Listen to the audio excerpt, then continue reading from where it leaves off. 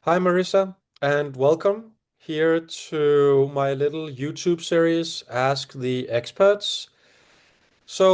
Been looking really much forward to today and having this interview with you here today about working with ACT and OCD. And before we start with the questions, then I'm just going to introduce you to those of our viewers who might not know you. But you are a licensed psychologist based in San Francisco in California. Is that correct? I actually live on the East Coast now, but I do practice in California and in Florida where I live. Oh wow, that's quite a commute. Yes, it Yeah, is. okay. And then you also have a PhD from California.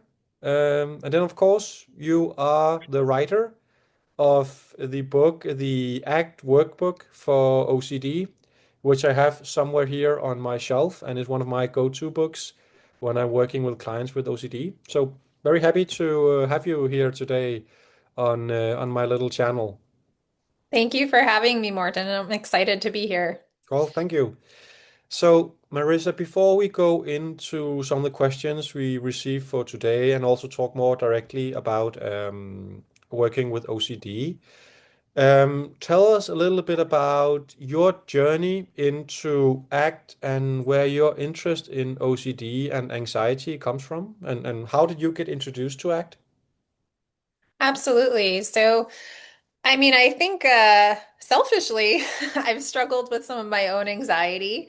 I have family members that have struggled with anxiety and OCD. I've even going into grad school, I've always had this sort of natural curiosity of, what helps folks with anxiety, with some of these unwanted thoughts and experiences. And so, because of that, I had been drawn to some of the evidence-based treatments out there.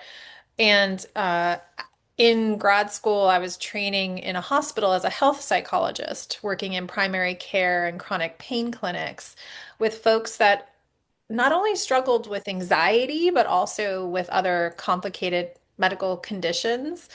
And it was then that one of my supervisors had sort of introduced me to ACT, and I found it to be immensely helpful in terms of um, assisting folks in living big, beautiful lives with anxiety, with chronic health problems.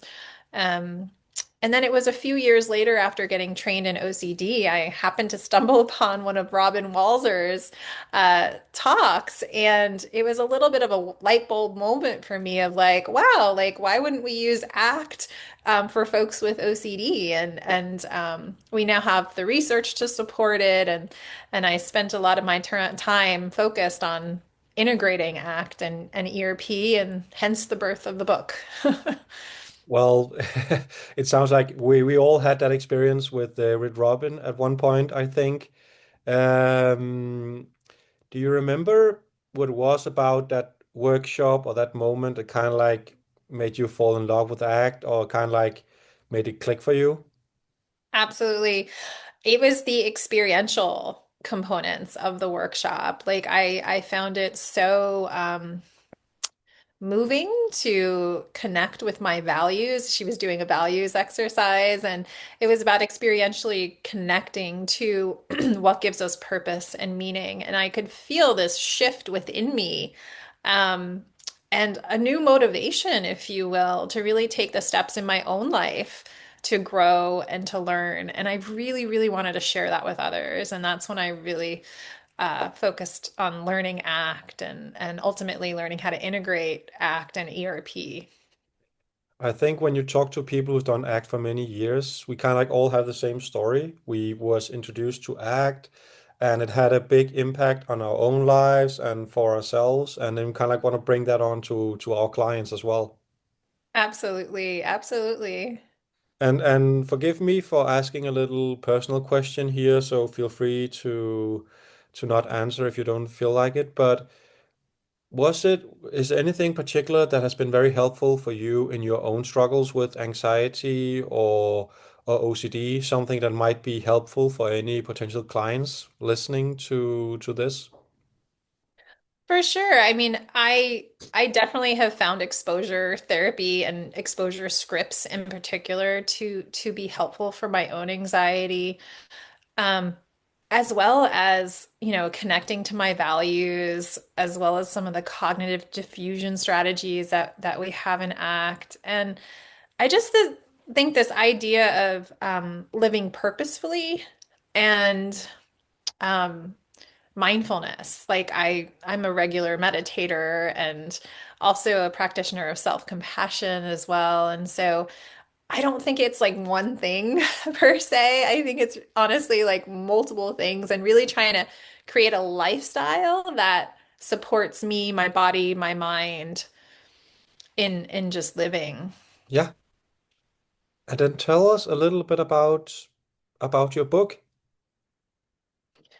Sure. As I mentioned earlier, the ACT workbook for OCD was really birthed from my work and trying to integrate in my practice. I've been working with folks with OCD for like 15 plus years now, and I really wanted to get good at integrating both of the treatments. So ERP, which stands for Exposure and Response Prevention, has been around for since the 80s, and there's a lot of research around it in terms of being helpful for a lot of folks with OCD. However, not everyone.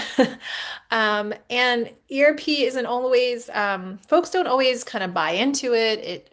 Um, what I noticed for myself when I was just practicing from an ERP framework is that although folks would say, hey, my OCD has gotten better, and you can also see that on measures, they would still feel dissatisfied in their lives overall, maybe unhappy in their career or having relationship struggles.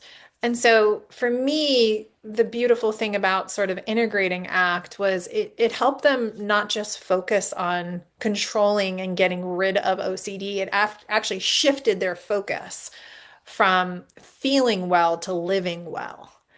And in that process, I find it really, really helpful to um,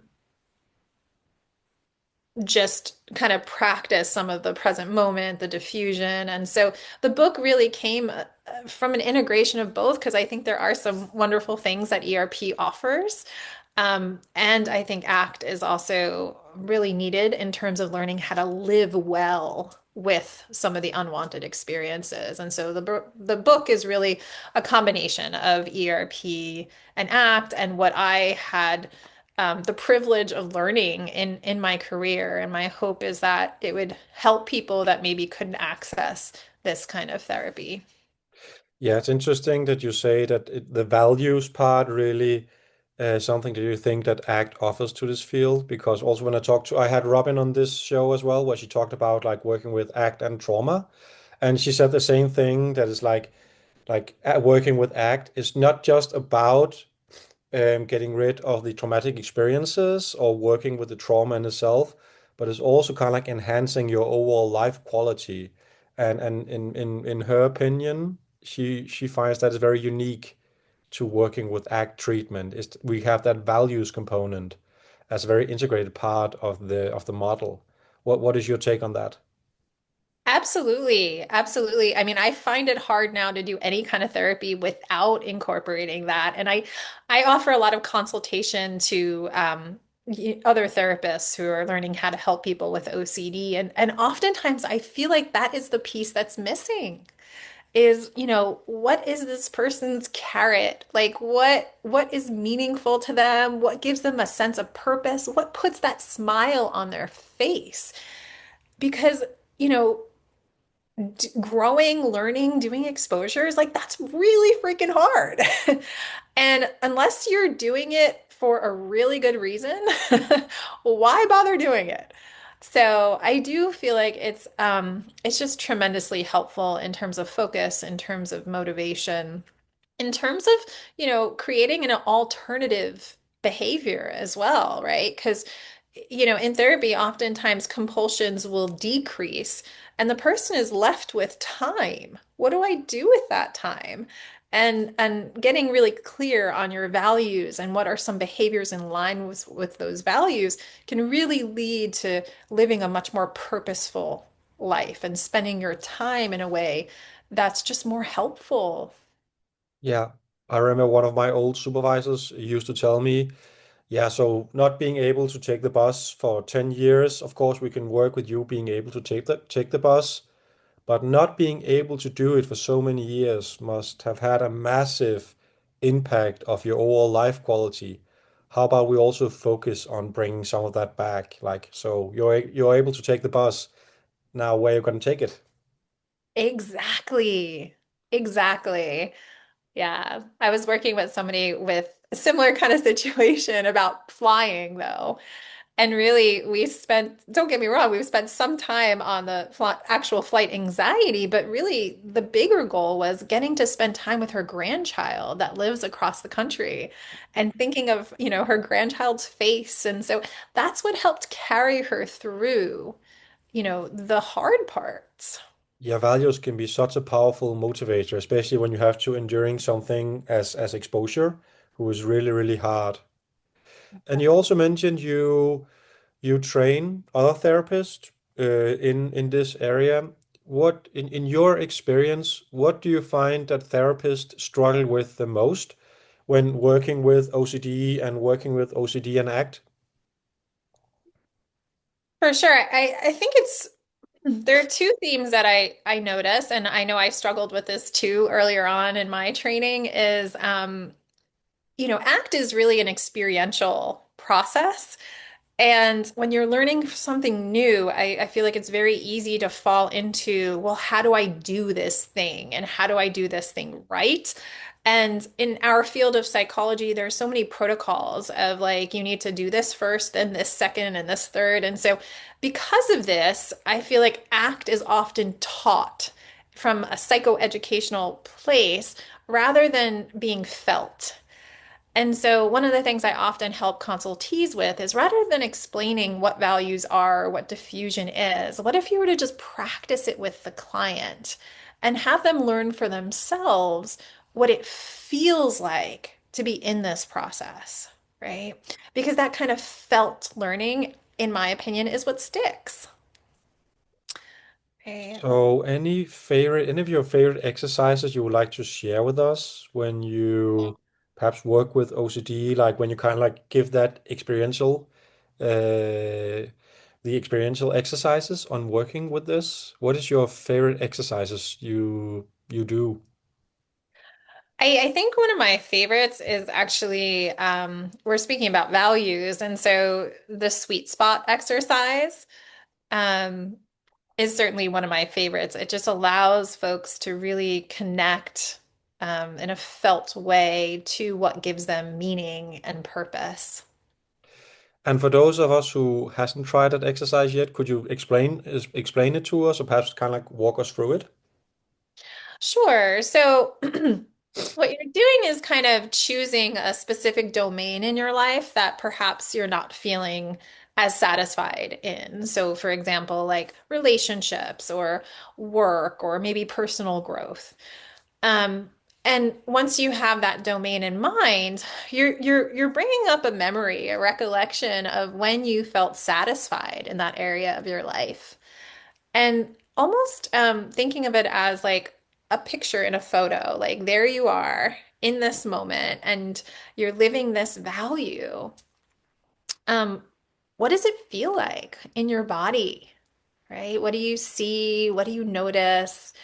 What are the sensations that show up for you in this moment? And this moment is perfect. There's nothing needed to add to it. Nothing needs to be taken away. It's like the perfect moment. And so just connecting with what it feels like, what you see, what you notice, and perhaps there's a word that that you can think of that sort of describes what's most meaningful to you in that moment. For some people, it's just more of a felt connection. For other people, they're able to put a word to it, like, for example, connection or presence. Connection was the first one that came to my mind. Okay. Yeah, for sure. For sure.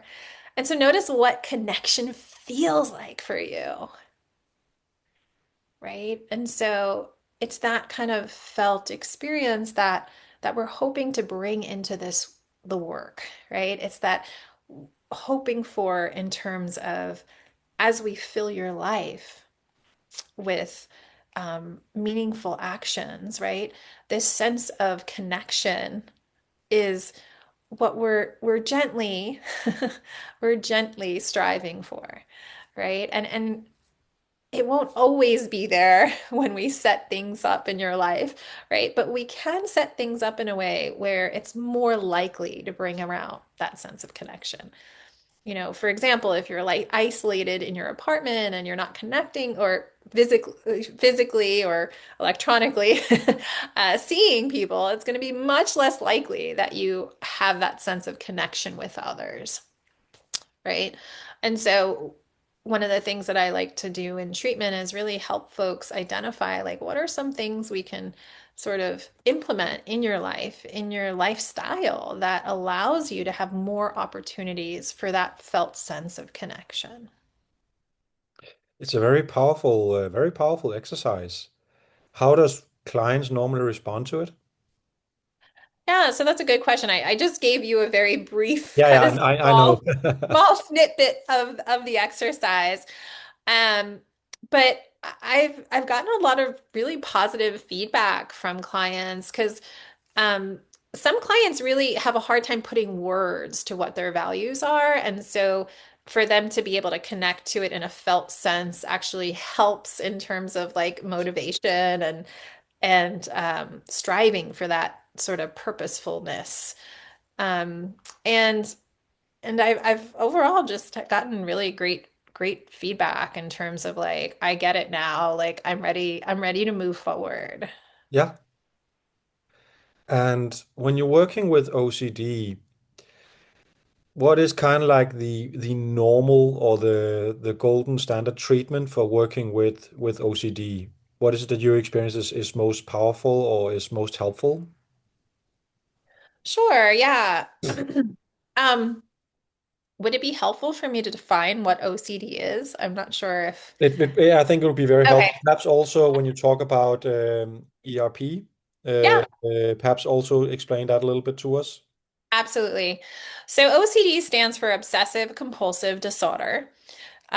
The obsessions include intrusive, unwanted thoughts or urges that are typically associated with some kind of anxiety or disgust. The compulsions are then in response to the obsessions. So they're either like mental or physical behaviors one does to try to reduce the anxiety or disgust. Um, a lot of us will experience like obsessions or even some compulsions for that matter. It doesn't necessarily mean that um, the folks that experience that have the D, the disorder. And so what gives the OCD the D is that it really it's time consuming and it has a negative impact on the person's life, getting in the way of their work and social connections, their sleep, their leisure time. And so for a very long time, the gold standard treatment was exposure and response prevention. It was created by Dr. Edna Foa, and it's a very structured kind of protocol type of treatment that really helps people identify what are their triggers. So, what are the things that bring about, if you will, the experience of the obsessions and the urges, and then trigger the compulsions. Like what is that like? And so it includes kind of like filling out a log and creating exercises, exposure exercises, and ranking them and um, working towards initially the model is created to work towards habituation, which means watching the anxiety go down with every exposure exercise one does. ACT has also been around for quite a long time, but it took a little bit longer for the research to catch up in terms of effectiveness with OCD. And if we look at the research, really it shows that ACT is just as effective as ERP.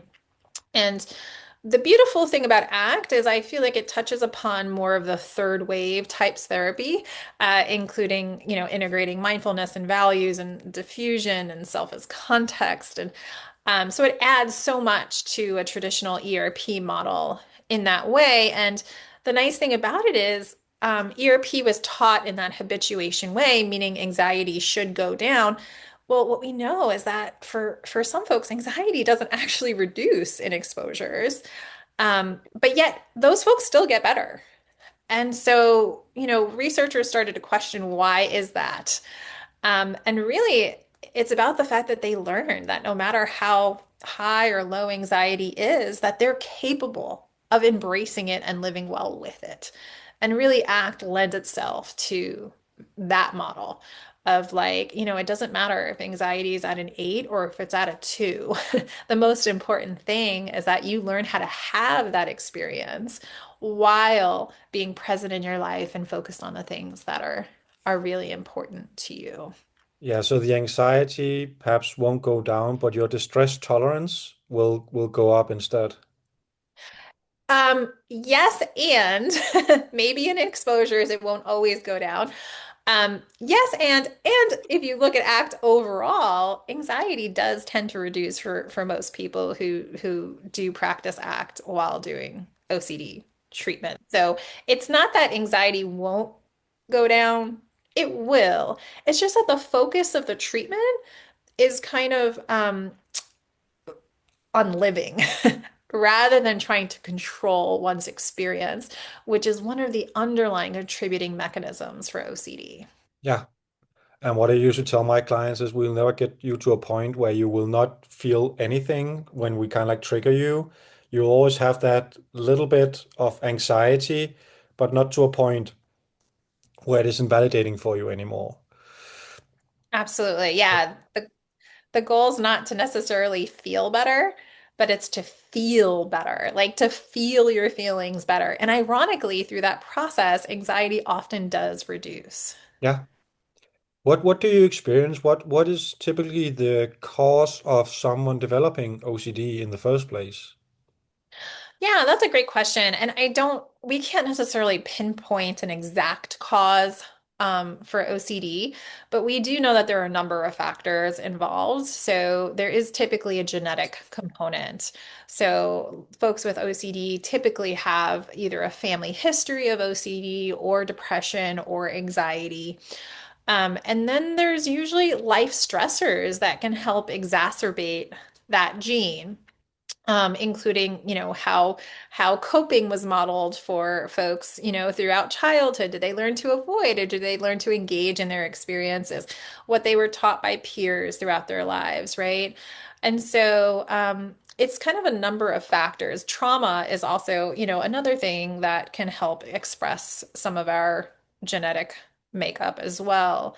And so typically it's a number of things in terms of what's the genetic history, what sorts of things were they exposed to from trauma, as well as learned coping mechanisms, and what kind of practices did they continue to pick up and practice in their own life.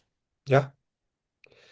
And one question I've been really looking forward to ask you, both because it's one of the questions that I got quite a lot from people, but also one personally I would like to ask. How would you kind of work with exposure when what people is afraid of, it is less tangible or more fluffy? For instance, like a fear of spiders, you can expose very directly to spiders, but how would you do it if it is like a less fluffy thing? For instance, like a fear of insecurity or fear of failure. Or also, I have clients, for instance, that are very religious, where intrusive thoughts, for instance, like the thought of I'm a bad person, then that can easily trigger a lot of stuff where they have to pray a lot or they have to do stuff to kind of like punish themselves, which is kind of like had that OCD quality to it as well. How Mhm. would you work with exposure in those kinds of situations?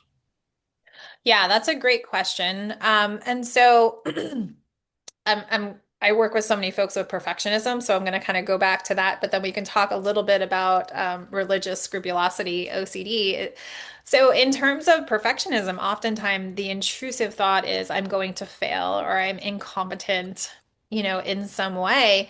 And so, I was recently working with a gentleman who his perfectionism would lead to working overtime to the point where it really started having a negative impact on his family's life, and he wasn't able to spend time with his kids that he wanted to spend with them.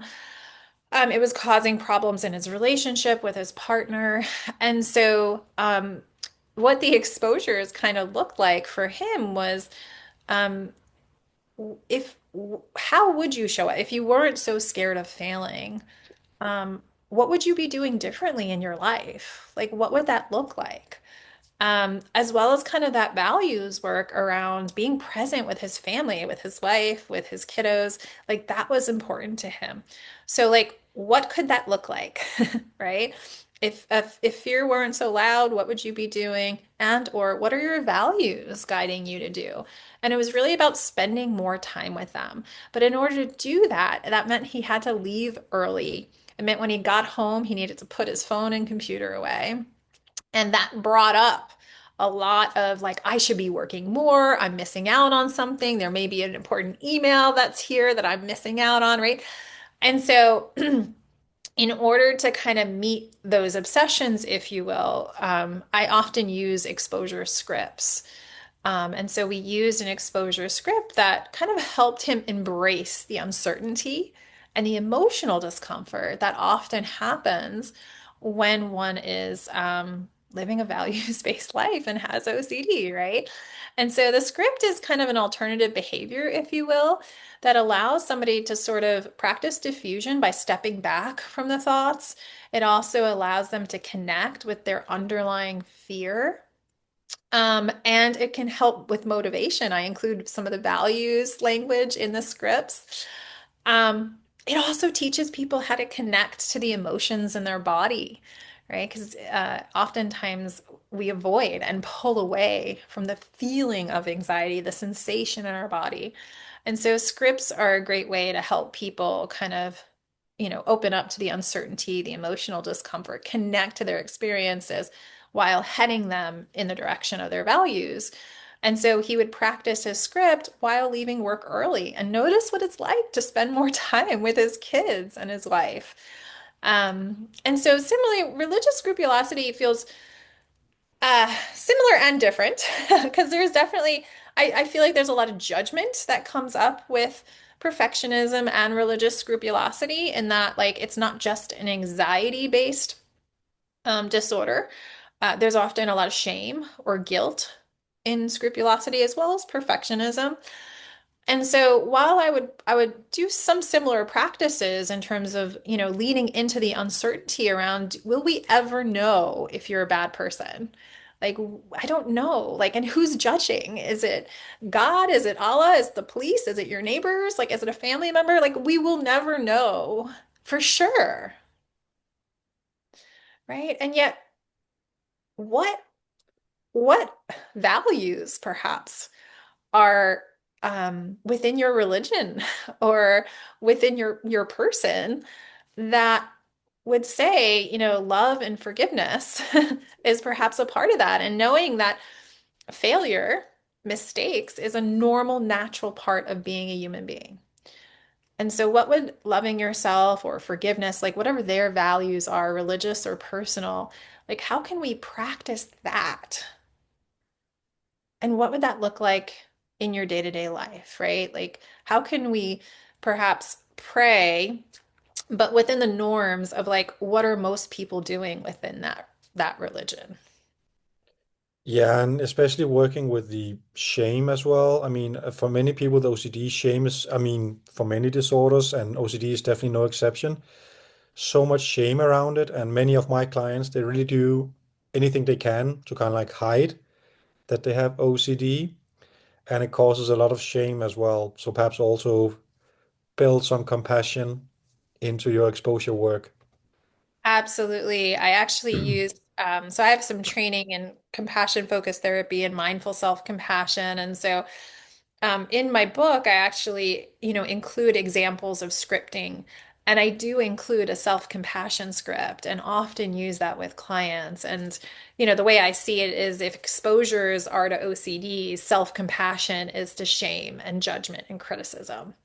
And Yeah, so that's a really beautiful skill, I think, for folks to have and very much a part of acceptance, right? accepting yourself as a fully non-perfect human being. Exactly. With Yeah, all the experiences that show up, with all of the failures, it's not a matter of if you will fail. You will fail. We all fail, right? Like that's a normal part of being a human being. And so holding yourself with that love and kindness, even when you fail. and it doesn't make you a bad person that you fail. Right. Right. What I do notice for folks sometimes, there's so much shame just around engaging in compulsions. Like, I know that doing these compulsions make it worse. So what's wrong with me? Like, why do I keep doing them? And oftentimes I feel like that's what leads to like depression on top of OCD, right? Is all of the self-criticism, the isolating, the sadness, the hope, what's the point, right? Like, um, but imagine, like, in that moment, like when you're engaging in a compulsion, that's a moment of suffering. You're feeling terrified, like something important to you is going to be ripped away, right? And in that moment of suffering, what are you really needing, right? And what's going to be like most helpful? Is it continuing to bash yourself on the head with criticizing and judging? Or is it like a big hug, right? Like, is it love?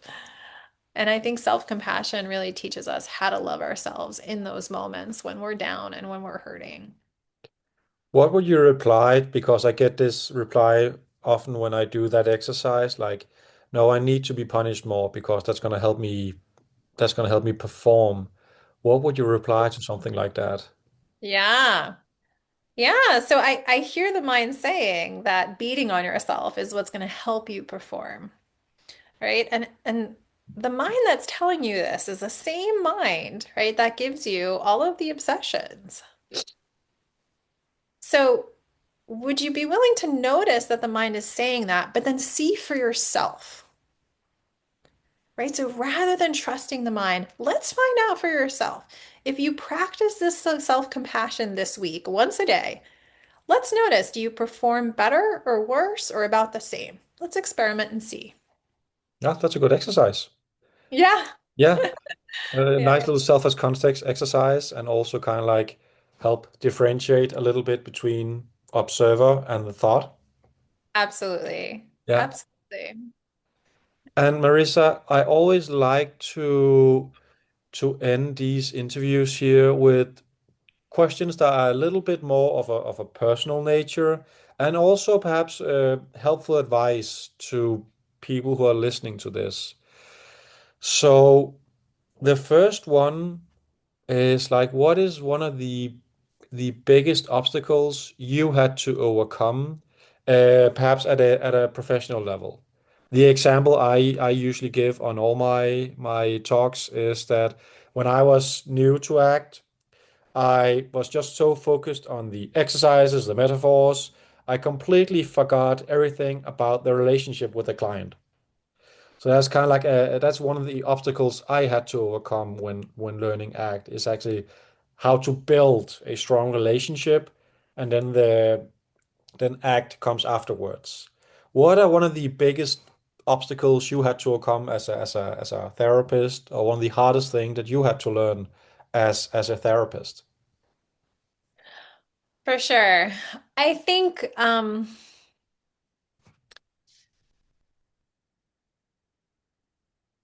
I think it's often me taking my own risks in session with my clients. I think maybe that's a part of my own anxiety or just my own headiness in that like I don't want to mess up, I don't want to fail, right? I don't want them to be mad at me, I don't want to ruin rapport. And so sometimes in my work what I've noticed is that it can hold me back from perhaps sharing what my emotional experience is in the room with the client if I think it would be useful.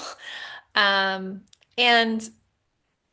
from me taking other risks, like doing certain exposures or sitting with some of my own emotional discomfort in the session, right? Or making really bold statements. And so, Robin Walzer has been a mentor of mine for many years. And one of the things that she's helped me with is to take more of those risks in session, to say the things that I'm feeling and experiencing and kind of trusting my own felt sense in the moment with my clients.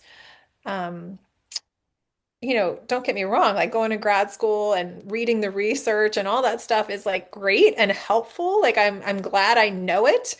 And it's easy to kind of get stuck in here.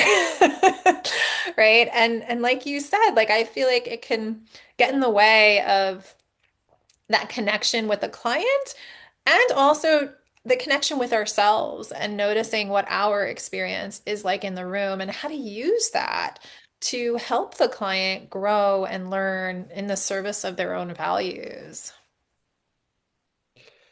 And what is one piece of advice that you would like to give perhaps less experienced therapists that are new to ACT interested in the method? What is one piece of advice that you would like to give them? Trust yourself, right? Certainly consider what you've learned and the research, but at the end of the day, like, trust yourself. Take those risks. Yeah. Yeah. And what is one piece of advice that you perhaps would like to give your younger self and also those people who might be listening in on this who currently are struggling with something?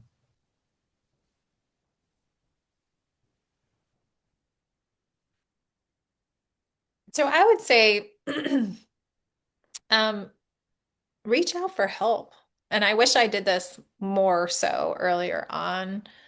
Um, I feel like it's so easy to feel alone in your struggles, especially I've worked in different settings from hospitals to schools to private practice, especially in private practice, right? Like it can feel so alone.